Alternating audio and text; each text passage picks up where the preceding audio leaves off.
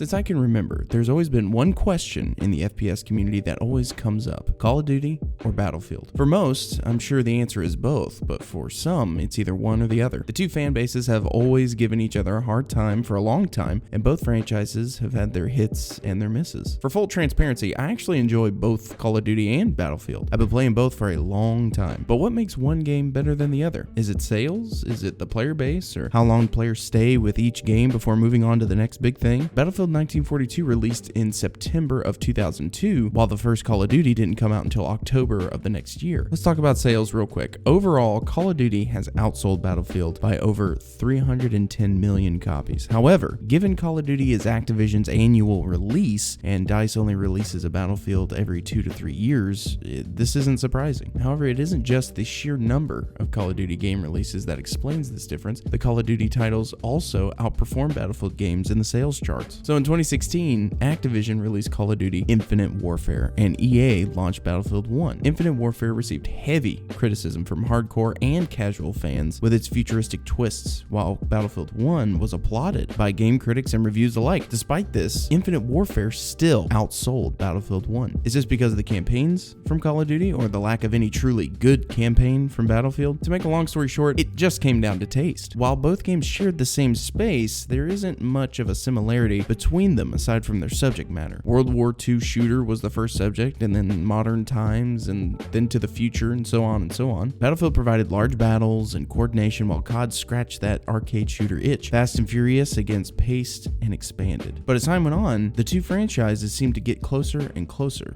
with each new edition. The first time I audibly noted a similarity was during the release of Blackout, Call of Duty's first Battle Royale game mode. It was the first time we ever saw bullet drop in a COD game, and I was pleasantly surprised. I thought that was pretty awesome. A fast-paced, large-scale Battle Royale was a breath of fresh air. Battlefield had already made some changes with Battlefield 1 in regards to mobility, but as is the Battlefield way, it took a couple years to release another title, and that title being Battlefield 5, which fell short of the community's expectations at launch. And let me tell you, people were not happy. The sliding was ridiculous. It let you skate around the map like a damn penguin. I covered this in my last video, actually. You should check that out. And because of the issues with Battlefield 5, the sales were terrible. They weren't good to the community, which was their gravest sin. They didn't take the community's feedback with grace. Instead, they just fired right back immediately. If you don't like it, don't buy it mentality. And that did not go over well. All Call of Duty had to do was make something similar in a way to Battlefield, whether it was a game mode or something else, to win over some of its fan base. So in 2019, Modern Warfare was released, and one of the showcased game modes was Ground War. 5 flags to capture and hold on a 32v32 large-scale map. To me, it seemed like COD was basically going for the jugular with that one, and it paid off for a time. With Blackout being as successful as it was, it made sense that they would try a larger scale game mode. Same Call of Duty gameplay with a larger map, more options for verticality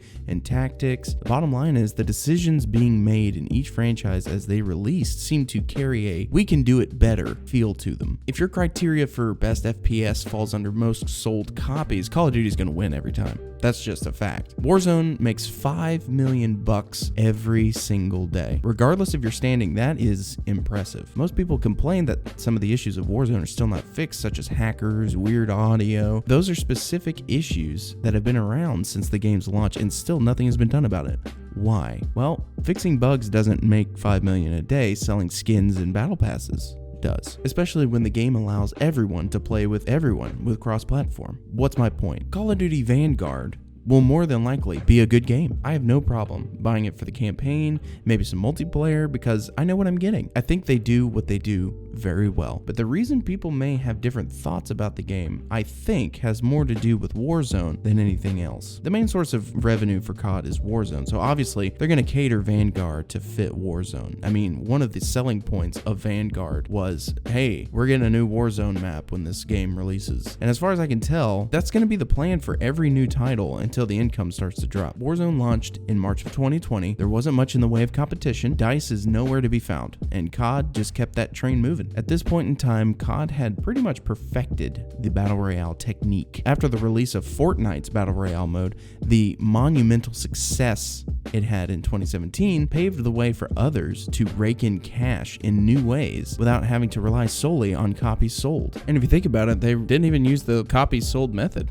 It's all free to play. Everyone immediately began to make moves to start their own version of this game mode, and that included Call of Duty with Blackout. Battlefield also gave it a shot, but we're not going to talk about that. And ever since, Warzone has ruled the land, raking in the money while still releasing new titles. First it was Cold War, now it's Vanguard, but there has been a shift. The COD community is tired of not being listened to when it comes to Warzone's issues. They deal with the same crap day in and day out, and there seems to be what looks like a mass exodus happening. The Vanguard Alpha releases. It's set in World War II, a classic COD time period as we know. The game mode isn't very good, according to most. A lot of fans think the game will be much better when it's fully released, and I'm sure it will be. But after a year and a half of playing the same thing, with no improvements to critical issues and no new map, I don't count the Cold War map, it just doesn't count. It's not the same. Players don't want more of the same, and when they play Vanguard, they're playing the same. It feels the same. It sounds the same audio issues are still there. The game is built in the same engine, and I think that was to make the integration with Warzone a lot smoother. The players want something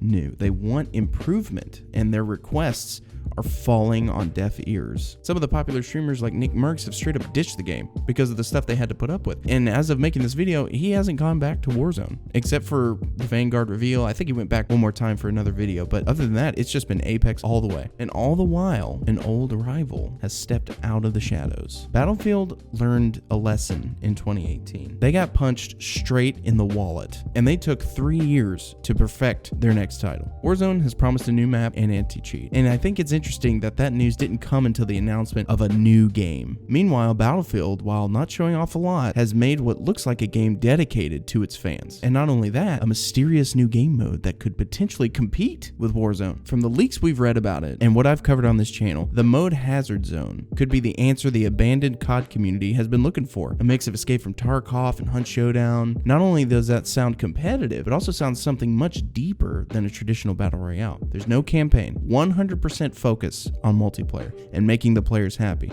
We've seen the Portal trailer, and that's not going to be for everybody, you know, and it may not be for everybody, and that's fine. It is, as they put it, a love letter to the fans. When was Call of Duty's last love letter? When you're talking about which game is going to be better, we're going to have to dig deep and see who's paying attention to the fans, who's not, who's adjusting, who's staying the same. Before you Call of Duty fans hit dislike, understand that I am just as critical with DICE. I still talk crap about what they pulled with Battlefield 5, and we as a community held them accountable. And because we did, the response has been Battlefield 2042. If you kept buying my skins, I wouldn't listen to you either. I mean, who cares? I still get paid a mountain of cash. If Hazard Zone ends up being crap, I'm going to be the first one to say it, and you can hold me to that. But this year's Battlefield has come to play. The amount of changes in this Battlefield is worth its own video, and believe me, I want that from Call of Duty. They don't have to change their game, they just have to listen to what their players need. Maybe you're okay with COD, and maybe you can't wait to play Vanguard. That's awesome, and I'm happy for you. But I know that most of the COD community is fed up. I think that Hazard Zone has the potential to scratch that itch and could possibly propel Battlefield to the top.